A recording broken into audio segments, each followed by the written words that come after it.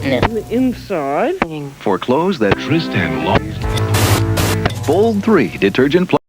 Untuk yang pertama dalam siklus penyelesaian akuntansi ada neraca jalur. Neraca jalur adalah data akuntansi berisi lembaran kertas di mana setiap pelajaran memiliki informasi masing-masing. Dengan jalur-jalur tersebut, informasi seputar transaksi keuangan akan lebih mudah dipahami sehingga membantu pembuatan laporan keuangan perusahaan dalam suatu periode. Lalu untuk kertas kerja itu ada bagian neraca saldo, penyesuaian, dan neraca saldo disesuaikan. Neraca saldo dibuat dari buku besar umum. Akun-akun dijabarkan dalam urutan berikut, yaitu aset, liabilitas, ekuitas, pendapatan, dan beban. Untuk penyesuaian itu dimasukin ada dua kemungkinan, karena deferrals atau saldo yang dirubah dan accruals, informasi yang baru dimasukkan. Dan untuk neraca saldo disesuaikan, neraca ini penyesuaian digabungkan dengan neraca saldo akun sekarang telah disesuaikan. Lalu ada step in preparing a worksheet. Untuk membuat worksheet itu ada 5 tahapan, yaitu yang step pertama itu ada prepare a trial balance on the worksheet. Step 2 ada enter adjustment data. Yang ketiga ada enter adjust balance. Yang keempat ada extend adjust balance to appropriate statement columns. And yang kelima ada total the statement columns, compute net income, and complete worksheet. Nah, untuk step pertama dalam membuat worksheet itu siapkan trial balance untuk dimasukkan ke dalam worksheet atau prakerja. Jadi trial balance yang sudah dibuat itu dimasukkan di worksheet yang pertama. Lalu untuk step yang kedua itu kita masukin kolom penyesuaian, yaitu buat kolom jurnal penyesuaian dulu dengan catatan transaksi sebelumnya yang data-data penambahan, lalu kemudian dimasukin ke worksheetnya juga. Dan untuk step ketiga yaitu siapkan kolom adjust trial balance dan masukkan saldo yang sudah disesuaikan. Nah, periksa kesetaraan antara kolom neraca saldo yang disesuaikan. Jadi untuk itu disesuaikan, ditambahin lagi nih dengan adjust trial balance trial balance tadi dengan penyesuaian tadi tuh. Nah, itu debit ketemu debit itu ditambah. Misalkan debit ketemu kredit itu berkurang, begitupun juga kredit ketemu kredit itu bertambah. Nah, itu dengan kredit ketemu debit itu berkurang. Oke, jadi selanjutnya kita akan masuk ke step yang keempat. Nah, di step yang keempat ini kita akan menyiapkan kolom income statement dan statement of financial position. Lalu perluaslah jumlahnya ke kolom financial statement, dan juga perluas jumlah neraca saldo yang disesuaikan ke kolom laporan keuangan yang sesuai. Nah, untuk gambarnya bisa dilihat di samping kanan saya. Lalu kita akan masuk ke step yang kelima. Nah, di step yang kelima ini kita akan menjumlahkan total kolom statement. Jadi hasilnya itu nanti dapat menentukan antara net income atau net loss dan melengkapi worksheetnya. Untuk gambar tabelnya bisa dilihat di samping kanan saya. Lalu lanjut ke preparing financial statement from worksheet. Jadi di sini ada beberapa pengertiannya, mulai dari yang pertama, income statement atau laporan laba rugi disusun dari kolom income statement. Yang kedua, statement of financial position atau laporan posisi keuangan, dan retained earning statement atau laporan laba ditahan disusun dari kolom statement of financial position. Yang ketiga, perusahaan dapat menyiapkan laporan keuangan sebelum membuat jurnal dan memposting jurnal penyesuaian. Dan yang keempat, neraca saldo yang disesuaikan biasanya cukup untuk memudahkan penyusunan laporan keuangan. Lalu kita masuk ke statement from worksheet income statement. Jadi di sini pengertian income statement adalah laporan keuangan perusahaan yang berisikan pendapatan serta beban perusahaan dan memberikan informasi tentang laba atau rugi bersih yang didapatkan perusahaan dalam periode akuntansi tertentu. Dan di sini ada gambar tabel income statement-nya. Jadi di sini kita akan mencatat revenue, seluruh revenue-nya, dan juga seluruh expense-nya. Nah, dari revenue ini kita akan totalkan. Nah, total expense dan total revenue ini kita akan kurangkan dan dapatlah kita net income-nya. Nah, di sini net income-nya sebesar 2.860.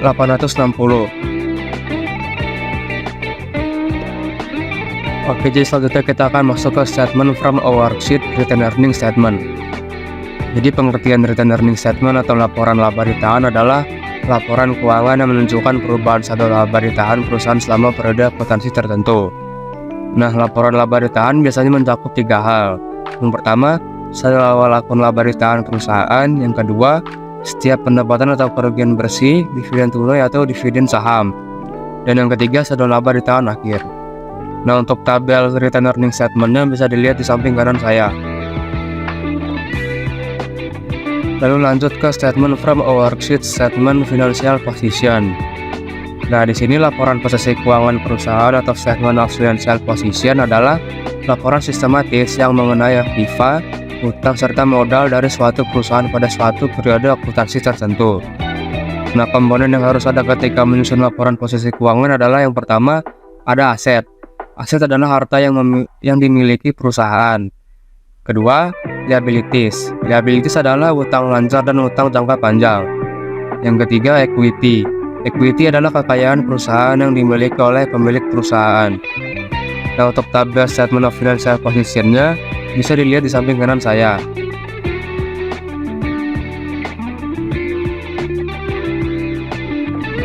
Oke, selanjutnya kita akan masuk ke preparing adjusting entries from a worksheet. Jadi di sini ada beberapa pengertiannya, mulai dari yang pertama, jurnal penyesuaian adalah salah satu jenis jurnal yang digunakan untuk mencatat transaksi atau peristiwa yang belum dicatat dalam jurnal umum pada akhir periode akuntansi. Yang kedua, tujuan utama dari jurnal penyesuaian adalah untuk memastikan bahwa akun-akun dalam laporan keuangan mencerminkan kondisi keuangan yang sebenarnya pada akhir periode. Yang ketiga, jurnal penyesuaian dibuat dari kolom penyesuaian pada lembar pekerja. Dan yang keempat, penjurnalan dan posting jurnal penyesuaian mengikuti penyusunan laporan keuangan ketika lembar kerja digunakan.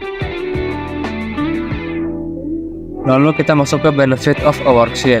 Jadi benefit dari worksheet ini yang pertama, membantu penyusunan laporan keuangan. Yang kedua, mengurangi kemungkinan kesalahan. Yang ketiga, tautkan akun dan penyesuaiannya. Yang keempat, membantu dalam perencanaan dan pengorganisasian audit. Yang kelima, membantu dalam menyiapkan laporan keuangan interim. Dan yang keenam, menunjukkan efek dari transaksi yang diusulkan.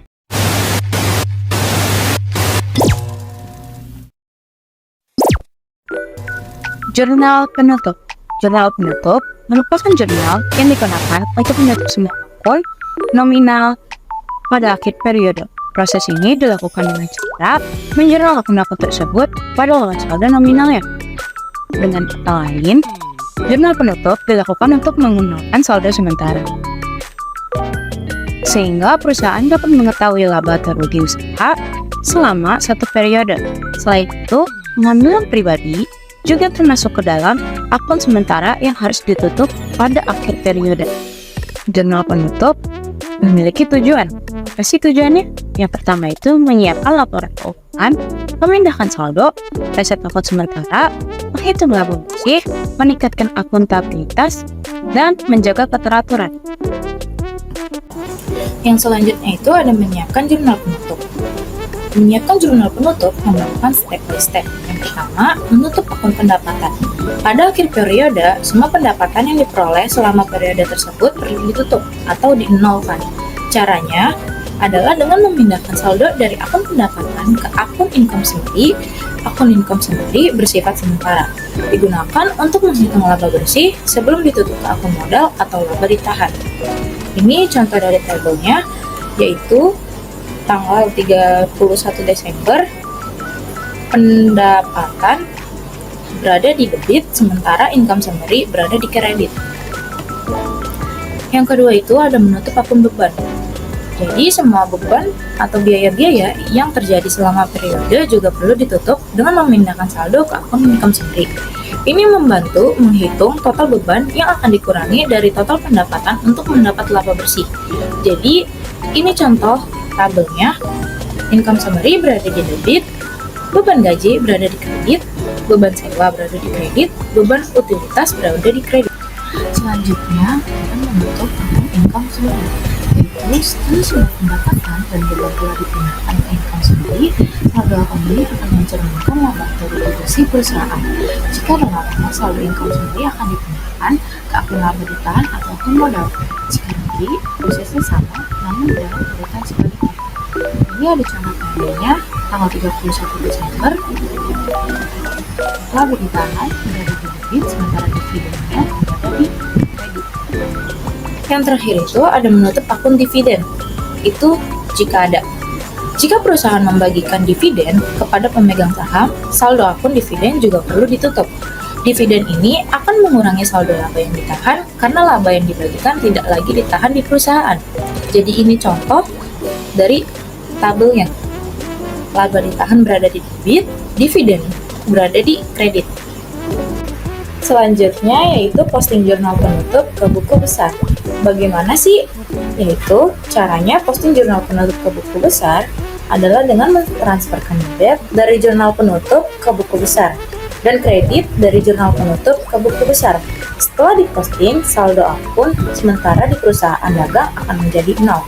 Yang pertama itu, buat jurnal penutup, itu catat transaksi yang perlu ditutup. Selanjutnya, posting ke buku besar, yaitu debit dan kredit sesuai entry jurnal. Selanjutnya itu, hitung saldo, yaitu cek saldo akhir setiap akun. Selanjutnya itu, ada tutup akun sementara, yaitu pastikan akun pendapatan dan biaya menjadi 0. Selanjutnya itu, buat laporan keuangan, yaitu susun laporan laba rugi dan neraca. Selanjutnya itu, ada tandai akun ditutup, yaitu tandai akun yang sudah ditutup.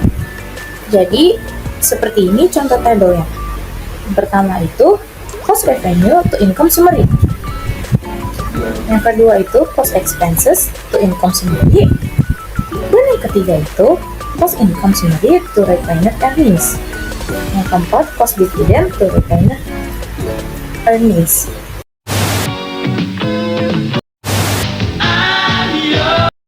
Oke, selanjutnya adalah the accounting cycle atau siklus akuntansi. Di dalam siklus akuntansi terdapat 9 tahapan yang harus dilakukan. Yang pertama adalah analyze business transactions, kedua journalize the transaction, ketiga post to ledger accounts, keempat prepare a trial balance, 5 journalize and post adjustment entries, keenam prepare and adjust a trial balance, 7 prepare financial statements, ke-8 journalize and post closing entries, 9 dan terakhir adalah prepare a post-closing trial balance.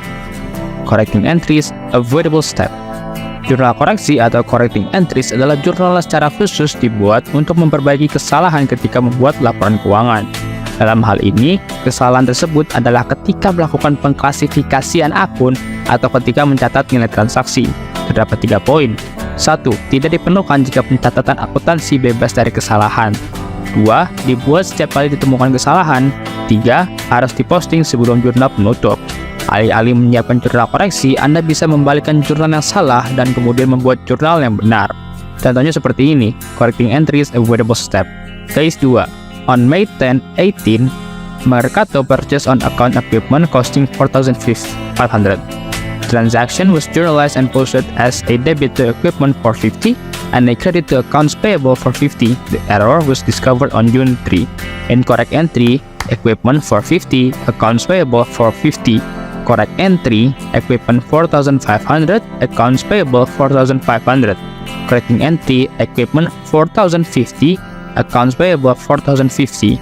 Jadi, $4,050 atau $4,050 merupakan hasil selisih antara incorrect entry dan correct entry.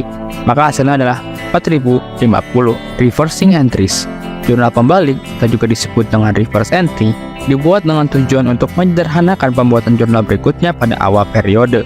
Pembuatan jurnal ini bisa disebabkan oleh beberapa hal yang berkaitan dengan kegiatan perusahaan, seperti beban terutang yang harus dibayar.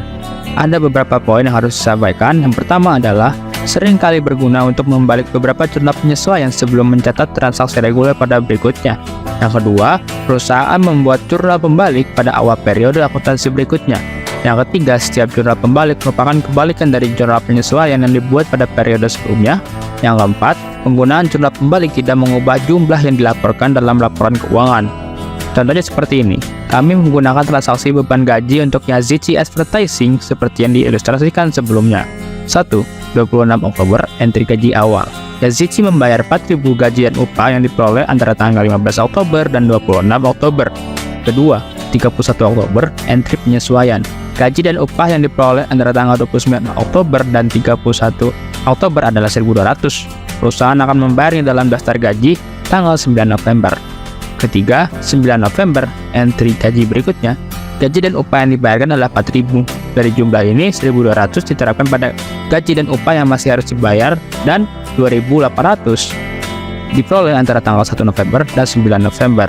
Jika dijabarkan seperti ini, without reverse entries, with reversing entries.